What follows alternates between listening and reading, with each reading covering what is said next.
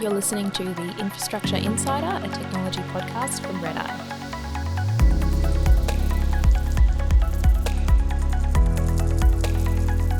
I'm Tony Laing, the Head of Data Science and Analytics at RedEye.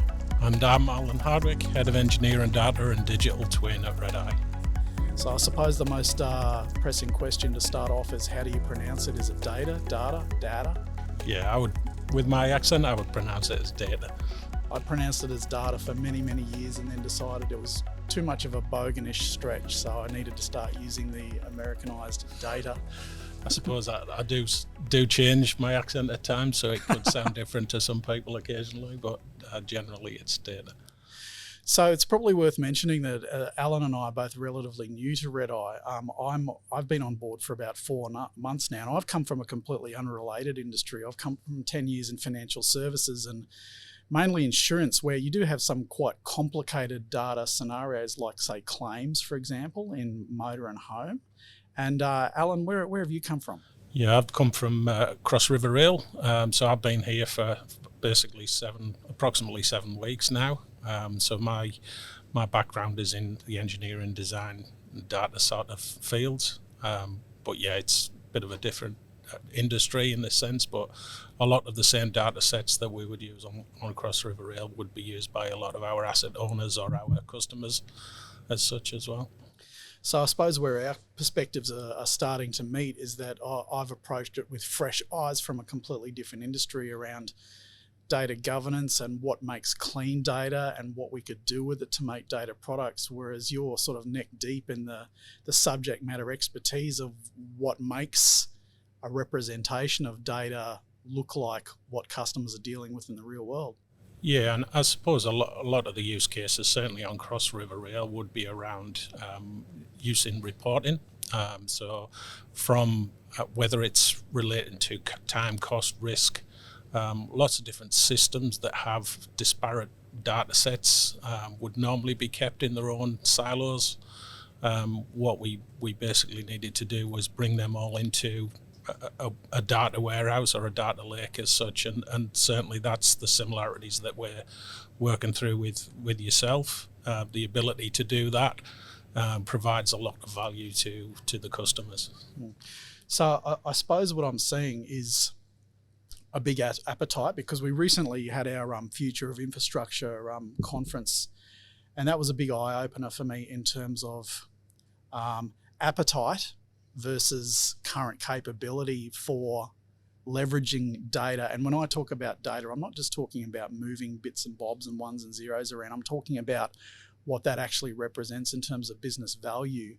I'm seeing some very good aspirations about what people want to do and what the future looks like, versus a recognition that there's some very hard yards that need to be done in the meantime to get things where we want them to be. And that's not just in terms of data governance and making things sure that things are in a lake or a data warehouse, for example, but that the data is actually doing what it's supposed to be doing and taking businesses to the next level. What are your thoughts on that? Because you've seen a lot of that with customers recently and with your own experience in terms of what data looks like now versus where we want it to be. Yeah, I mean, I think a lot of people don't necessarily know the value of the data and what they can actually use it for.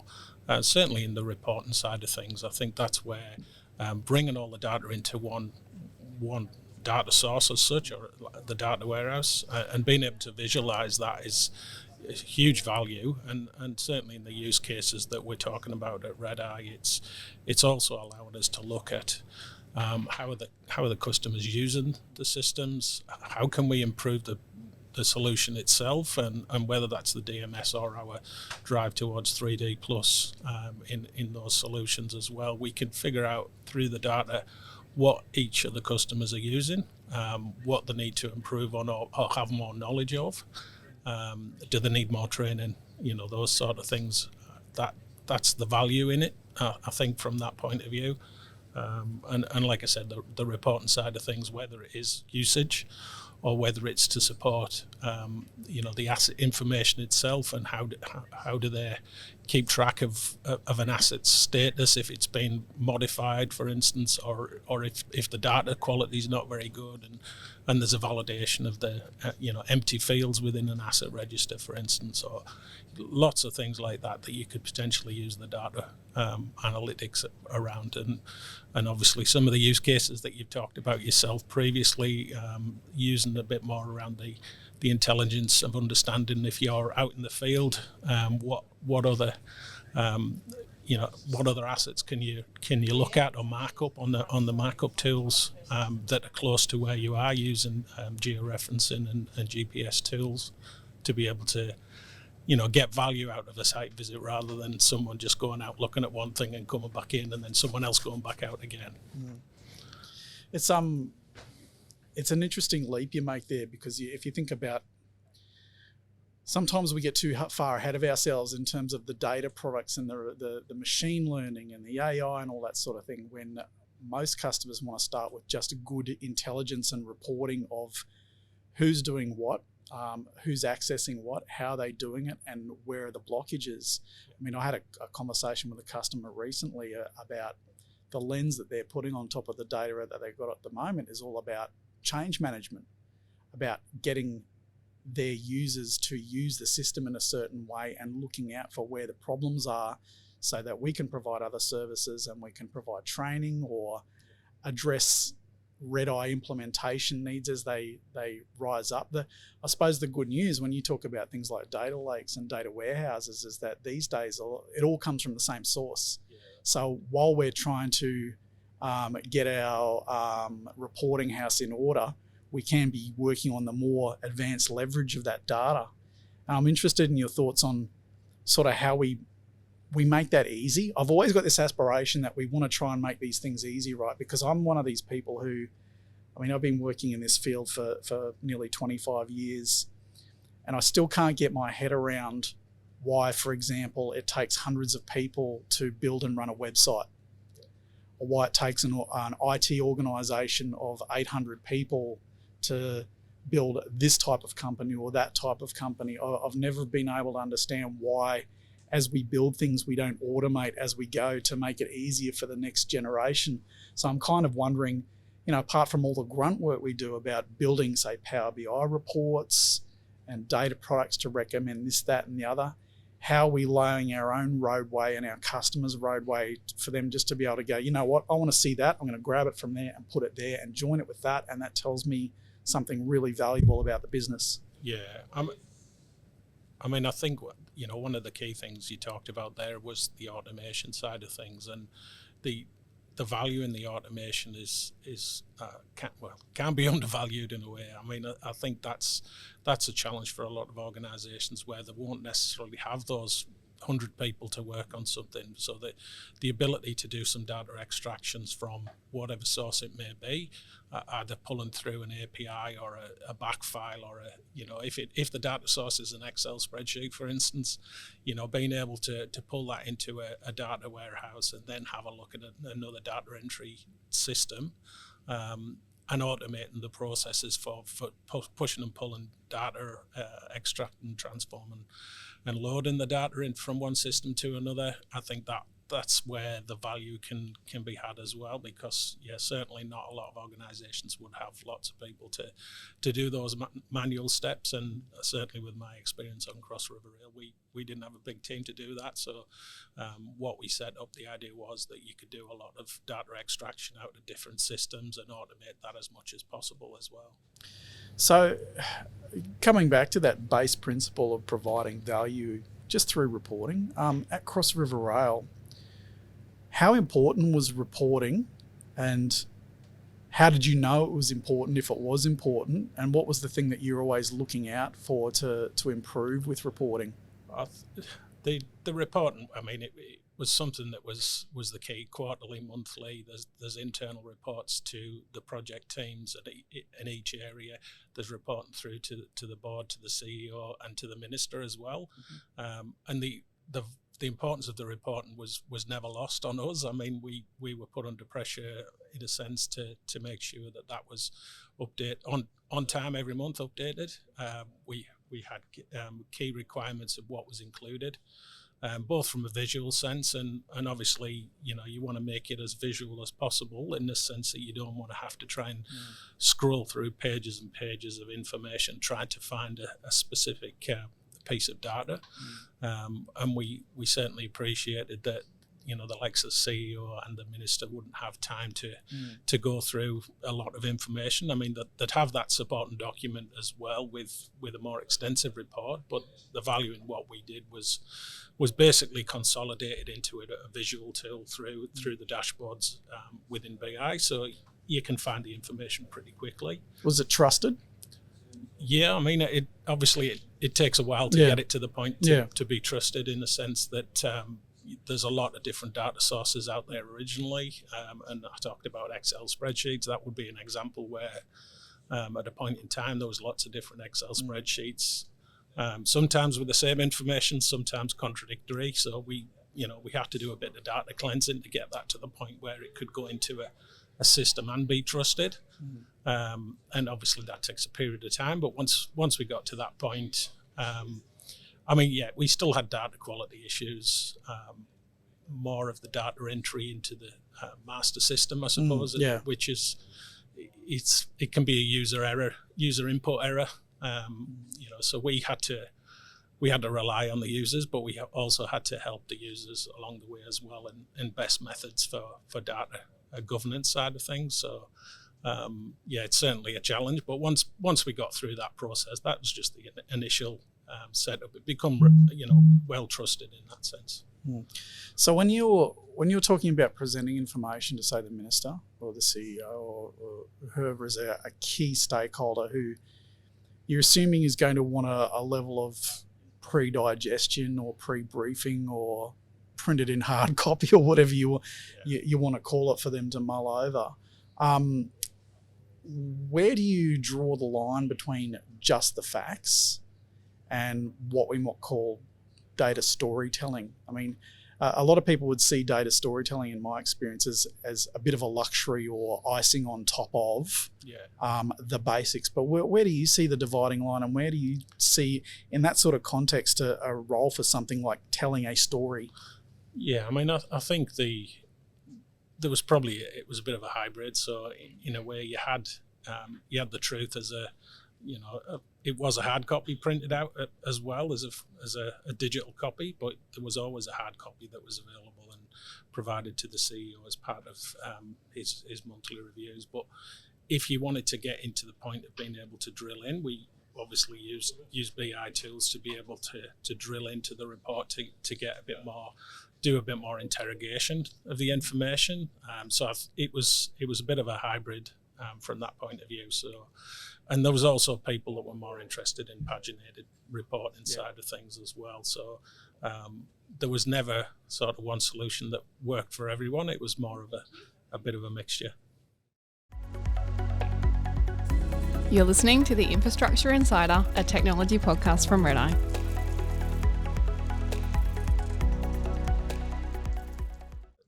Thinking about the way we're trying to move things forward within your space, how do you see certainly the development that we're doing in the DMS side of things as being something that you can support from a reporting point of view?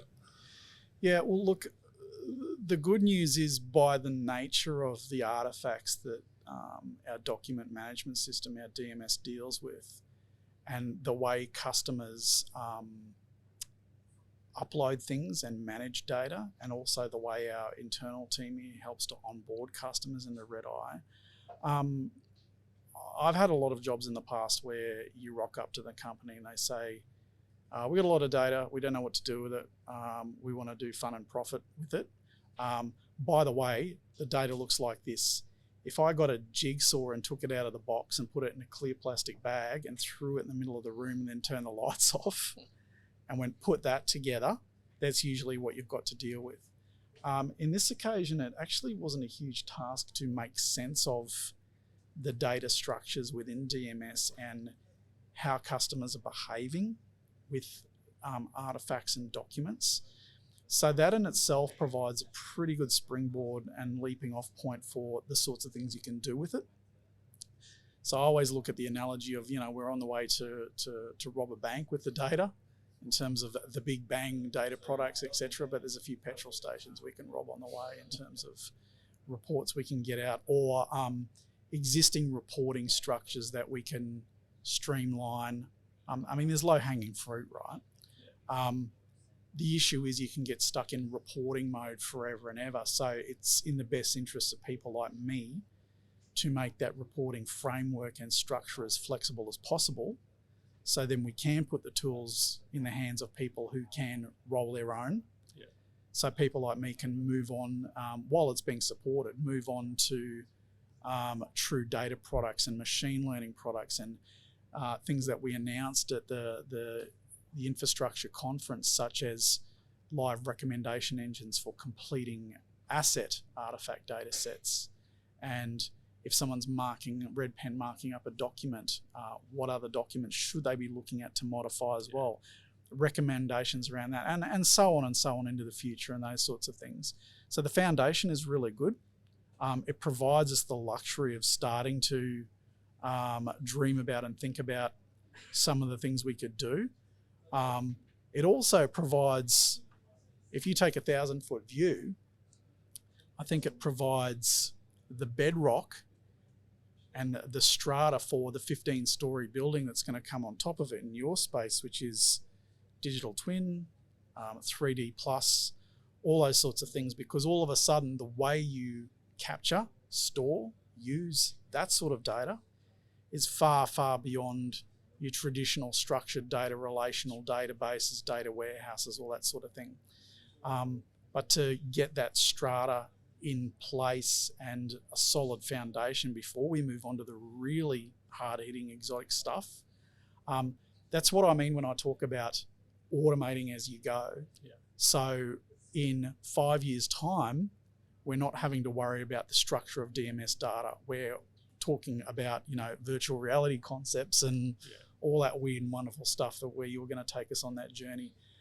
That's where I see us sitting right now, is to set us up for a platform and a foundation for our customers for making things easy for them in that space, while also providing nuts and bolts value in the here and now with how customers are using our data and their artifacts, and making it easy for them and making it secure for them and all those good things as well. Yeah, you touched on a little bit there, the use cases for people to do self-service as such as, and that was certainly something that I introduced within the teams at Cross River Rail is, we had limited internal capabilities before we started building the teams, being able to do any BI work at all. And also, I suppose, a limited understanding as well as the capability of what BI could do for them. So we went through a process of, setting up training programs, setting up basically steering groups that would work through, the data governance side of things, understand who needs what from a visualization of the data point of view, and certainly went through and actually got people to get a level of skill where they were able to create their own content to a certain extent. And I think that's obviously something we'll look to try and do with the customers as well, because it'll be a similar situation, I would assume. What would be your approach to how you did that as well? Yeah, it's actually an interesting question you raised, because beyond the mechanics of, let's say we teach people how to use Power BI, for example, or Tableau, or whatever tool you use, whatever strikes your fancy. Beyond the mechanics of that, there's the so what. We're looking at a trend in some numbers. So what? What are you going to do about it? What are the drivers behind what is causing that? I'd hope we'd be having those conversations as well. And it comes back to the point earlier about data warehouses and, more broadly, a single source of the truth. We want to be sitting across from each other in 6 months' time, having a robust discussion about our individual interpretation and what we think is the reasoning and the drivers behind the same set of data that we're looking at because we pulled it from the same place, as opposed to the old world where we're sitting in a room arguing about where did you get your data from. That's not a value-added discussion. That's a discussion that belongs in 1998. The discussion we want to have now is we've got a single source of the truth. You pulled your data from there, I pulled my data from there. We're looking through a slightly different lens based on our operational needs and where we sit in the organisation. Could be operational, could be change management, could be all sorts of things. What are you seeing versus what I'm seeing? Where are the commonalities, where are the differences in our interpretation? And then how do we turn that into a business solution that involves human beings to affect a change, for fun and profit, basically. Those are the sorts of conversations we want to be having with our internal people and our customers, as opposed to where'd you get this data, where'd you get that data? Yeah, I suppose the other thing we touched on it a little bit earlier is the change management approach. Obviously, one of the things I had at Cross River Rail is getting people off the spreadsheets and as whether it's a data entry tool or a data storage or a database in itself, which is fundamentally it's a database of sorts. What would be your normal approach for bringing people away from using spreadsheets, either data entry or database? It's a really interesting question you ask, because people think I'm crazy when I say, hand on heart, honestly, I think Microsoft Excel is the greatest piece of business intelligence software that was ever invented. I think it's massively powerful. We as users typically use about 5 to 10% of its functionalities. I mean, I've seen people drive Excel spreadsheets that would leave a data scientist in the dust in terms of what they can achieve with good scenario modeling and what if analysis and using Solver, for example. So as a piece of the ecosystem, I believe that Microsoft Excel, as an example of a spreadsheeting solution, because there's others out there, will always have its place as a powerful piece of the puzzle. Where things start to get rubbery is when people are using it as a reporting tool, which is not what it was originally meant for, but what it turned into in the 1990s. It especially when it was properly integrated with Microsoft Office around about the late 90s, early 2000s. And when you could properly integrate it with things like PowerPoint. I mean, you still have formatting issues and all those sorts of things when you try to move between one and the other, but it blurred the lines. But it was filling a need while all these other things were getting their act together. The good thing about something like Power BI is that it's a pretty direct translation of skill sets. I've always said that if you know how to do a VLOOKUP, for example, in Excel, you'll pick up Power BI pretty quickly. And I look at it like a programming language or a spoken language like Japanese, French, German. Once you're proficient enough, you look through the grammar and the syntax and start, dreaming in that language, for example. You look through it and you go, what can I achieve with this, as opposed to how do I do this? I still see Excel as having its place. However, the one thing that whacks across all the top of it is governance. Excel spreadsheet city is really hard to govern, and that's where you have those conversations about where'd you get your data from, because Excel represents a massive, what I call an anti-pattern, right? Although you can do macros and Visual Basic and scripting and all those things in Excel, usually it's done by a single person. It's not kept in a repository or everything. So repeatability and auditability and audit trails of what logic and business logic and reasoning went into arriving at a certain number in an Excel spreadsheet is much more difficult than governing a repository or a data warehouse where you've got Power BI sitting over the top of it and Power BI structures, and more importantly, a data governance regime where certain reports, whatever, are signed off by certain authority holders to go, this is a trusted source of the truth.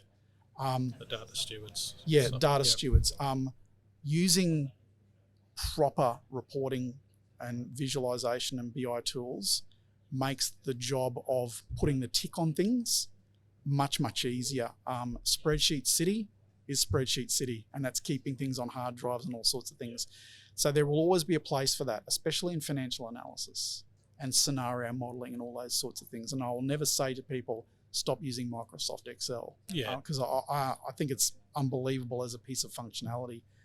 But like I said, when it comes to putting out data stories and KPIs and OKRs and all those sorts of things that the business can trust, you need to use something a little bit more governed and hardcore. Yeah, no, I agree. I mean, lessons learned from, the work that I did at Cross River Hill was that, not everyone will want to move away from Excel. And, an example would be there'd be 3 different spreadsheets, similar data sets in each one that are copied and pasted from one to another. And that's exactly the issues around the governance of it's an anti-pattern. It's not repeatable. There's a chain of custody that's broken. Exactly, right? Yeah. So that's where there is elements of being able to say, look, you can't do this. You need to have some governance around it and actually we can use all of the data that's in there and develop a database with that data in there and be able to use tools as well as Excel if you're going to use Excel.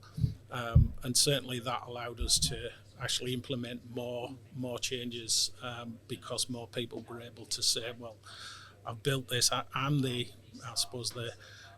data owner for this particular data set. I've built this up and I'm confident in it. I'm happy if you want to put it into another system, but I need to hold on to, how it's set up and everything else. And, that was certainly something that we embraced after a period of time, because our initial thoughts were when we go in and we actually look to implement a system, we want to turn off Excel as a tool, but it also delayed us being able to efficiently implement massive resistance from one to something like that, one system to another. And that's a really good point, because I suppose the biggest blocker that I've faced in my career in terms of, the theme of my career has been establishing or transforming or re-establishing data functionalities in businesses. The biggest block you face is passive resistance. There's 3 different types of people. There's people who say they're data driven and genuinely are, and that bears out with experience. There's people who will say, I'm not data driven and I never will be, and they're kind of becoming a thing of the past. But it's the people who say they're data driven yet don't fully understand what that statement means or are being disingenuous. That's where the real change management thing lies. And that's where, in my career, there have been some jobs where I've spent upwards of 50-60% of my time managing that part of things as opposed to rolling out particular solutions or doing the technical job. There's a lot of that sort of thing as well. Something I will point out though is, you and I are kind of talking, I think, roughly about the same thing, where when we're thinking about Excel users, we're thinking about power users, right? Oh, it's probably a mixture. It could be, like in the examples I was talking about, it's fairly low-level users as well. So that's the dangerous end of the pool, because that's when you see 300 meg spreadsheets with they've made a calculation on one sheet and then copied it to another sheet to make a fresh copy and all those sorts of things. It's just anti-pattern city, and somehow that has been adopted as a gospel source of the truth of some reporting, etc. Those are the sorts of situations where you really have to dive in and go, that's not the purpose of that tool. It's not a big data tool. It can't handle large data sets, but it can really intelligently help you to analyze data sets.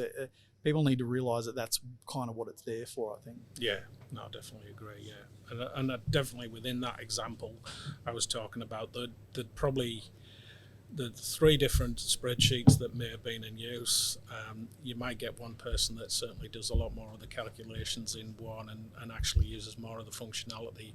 Another person is literally just going into their spreadsheet and copy and pasting it in, and then copy and pasting into another one. There wasn't, the point of truth wasn't one or the other, because one piece of information might be in one spreadsheet but another in another, and so you copy and that's where there's no value in using it as a tool, because No one knows which one is the point of truth for a particular column or data set within that particular spreadsheet as well. So, well, it also does come back to the change management thing, because I mean, let's face it, when it comes to data transformation or digital transformation or unlocking the value in an organisation where things may be hidden away in spreadsheets on someone's hard drive, etc.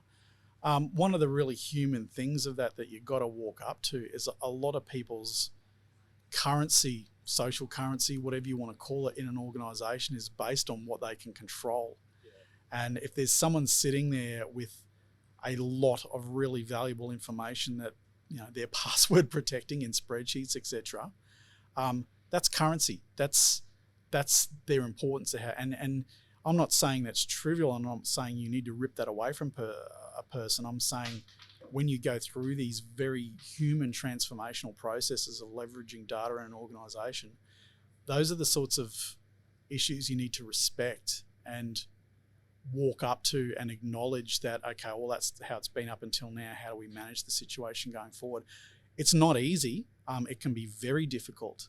But those are exactly the sorts of things I'm talking about when I'm talking about establishing a data capability. I'm not talking about, okay, I'm going to come in and establish a data warehouse and set up Power BI and you're all right. That never works. And I've made that mistake before. Where the rubber really hits the road is taking the organisation on a value-led journey of, okay, if we try it this way and see what happens, we're going to get massive value out of it. That's where the real work goes. And I think just linking back to the spreadsheets I was talking about, the other thing that you want to avoid is someone being siloed in a way, printing out a copy of the spreadsheet, marking on something on there and keeping that information to themselves as well. So you've still got a loss of information between one system or another, even if those separate spreadsheets were kept up to date as such, and someone prints a physical copy or they create a PDF and they send out to someone and someone modifies the PDF. It's the control of that information and which one becomes the point of truth, and there isn't any in this case because they become individual items. So bringing it back to our DMS system, at Cross River Rail, how much physical paper still flies around in terms of schematics, drawings, reference documents? Very little in the that's in the what design I thought, space. Yeah. So there'd be long plots occasionally for operational scenario planning. So you might print out long schematics just to work out how the trains are going to be operationally planning, operation plan around the trains within an environment. Any of the models or any drawings were not printed out generally. So the common data environment solution basically had everything stored as a digital model through a federated model process with different tools. So there was never really any need to print any of those out. And I can't remember the last time I printed anything out, to be honest. It was more just being able to view the information within a model. And you shouldn't really need to. The tools nowadays are pretty good where you shouldn't really need to, because you've obviously with the DMS solution as well, being a mobile solution, you can get the information wherever you are. And obviously the work that we're doing to try and develop things further from a 3D plus point of view, you can't print.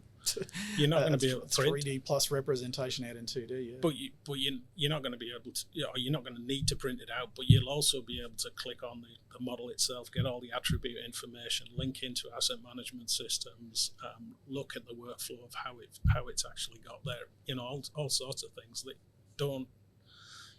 It doesn't need to be printed in that sense. Well, that's good, because when we're looking past the data then, and we're looking at the representation of that data in a very real and physical context, even though it's on a screen, it's useful. Yeah, and I suppose that's linking back to the data within the model and using the analytics side of things to be able to say, well, I've got a tablet, and the tablet knows where I am.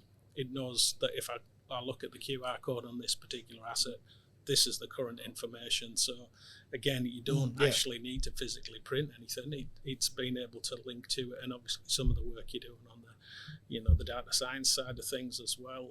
think that's going to remove the need for any of that really in the future, and it's just going to become second nature for people to not need to print anything out, even drawings or models, whatever it is. We shouldn't need to do that going forward. What, does that wrap us up? Yeah. We're about ready for time. We could keep going for hours, I think. Yeah, probably we're, could. we're on a roll now, but we do have other things we've got to get done. Thank you, those of you listening, watching, etc., for joining us on this cold and sunny Brisbane afternoon. Thanks, Alan. Yeah, thanks, Tony. Thanks for everyone. I think this is probably the 1 hour catch up that we've been pushing back for the last couple of weeks. This is our chance to actually sit down for a meaningful period of time and start talking philosophically about how both of our roles meet in the middle. So, as well as time well spent on customers' behalf, I think it's time well spent for us as well. Yeah, no, definitely. Yeah, no, thanks, Tony. Good on you, mate. Thanks for listening to the Infrastructure Insider. For more episodes, visit redeye.co/podcast.